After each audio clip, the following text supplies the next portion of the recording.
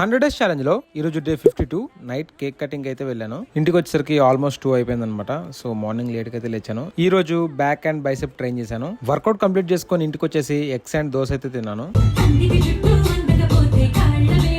Afternoon lunch complete చేసుకుని airport కి అయితే స్టార్ట్ అయిపోయాను. ఎందుకంటే మా అన్న దుబాయ్ అయితే వెళ్తున్నాడు అనమాట. నైట్ ఇంకా మన బాయ్స్ తో కలిసి అలా అవుటింగ్ అయితే వెళ్ళామన్నమాట చీరాల దాకా.